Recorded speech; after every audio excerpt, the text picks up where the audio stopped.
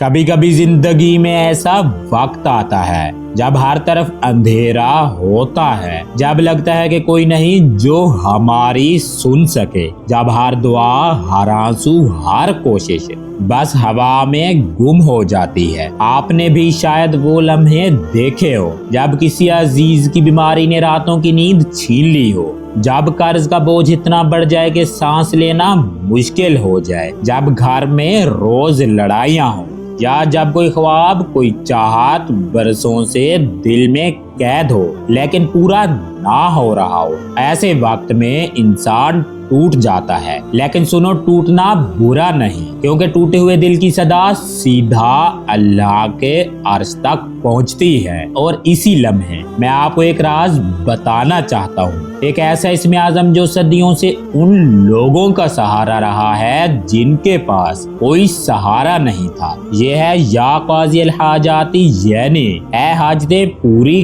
करने वाले रब। जब आप ये नाम पुकारते हैं तो ऐसा लगता है जैसे आप अल्लाह के दर पर खड़े हैं, आपके हाथ लरज रहे हैं, आंखों से आंसू बह रहे हैं और आप दिल की गहराई से कह रहे हैं, या काज़ी अल हाजाती, मैं तन्हा हूँ, कमजोर हूँ, आजिज हूँ, लेकिन तू सब कुछ करने पर कादिर है। ये वो लम्हा होता है जब आसमान के दरवाजे खुल जाते हैं, रहमत के फरिश्ते आपके इर्द गिर्द आते हैं और वो रब जो 70 माओं से ज्यादा मोहब्बत करता है आपकी फरियाद सुनता है और कहता है, मेरे बंदे आज तेरा काम पूरा होगा। या काज़ी अल हाजाती के करिश्माती फवायद। इस वजीफा की बरकत से जो कुछ होता है वो इंसान की अकल से बाहर होता है। गैब के दरवाजे खुल जाते हैं, वो मदद, वो रिज्क, वो रास्ते जो आपने कभी सोचे भी ना हो। हर मुश्किल चाहे कितनी ही पुरानी क्यों ना हो आसान हो जाती है। तंगदस्ती और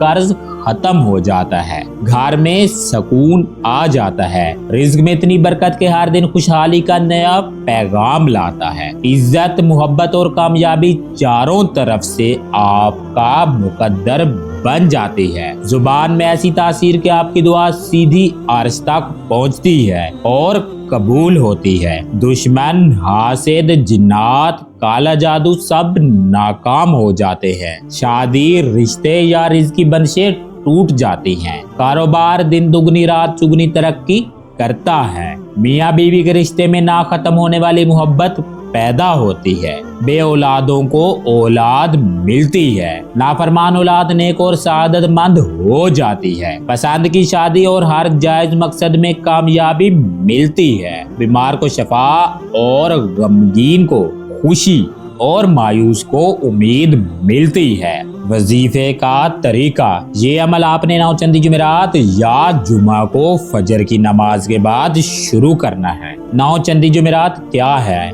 इस्लामी महीने की पहली 3 तारीखों के बाद जो भी पहली जुमेरात या जुमा का दिन आता है वो नौचंदी जुमेरात या नौचंदी जुमा कहलाता है। कुछ जरूरी एहतियातें: बड़ा गोश्त नहीं खाना और कच्चा प्याज ना खाएं। गीबत, चुगली और हर बुराई से बचें। 5 वक्त की नमाज की पाबंदी करें। नौचंदी जुमेरात या जुमा के दिन फजर की नमाज के बाद अव्वल 11 मरतबा दरूदे इब्राहिमी पढ़ें। उसके बाद रोजाना अपनी मर्जी से एक तादाद मुख्तस करके या काज़ी अल हाजाती 2,18,560 मरतबा पढ़ना शुरू कर दे। 41 दिन के अंदर अंदर आपने 2,18,560 मरतबा या काज़ी अल हाजाती पढ़ना है। 41वें दिन आपने जब 2,18,560 मरतबा या काज़ी अल हाजाती का वजीफा मुकम्मल कर लेना है तो आखिर में फिर 11 मरतबा दरूदे इब्राहिमी पढ़ना है। फिर बच्चों में मीठी चीज तकसीम करें।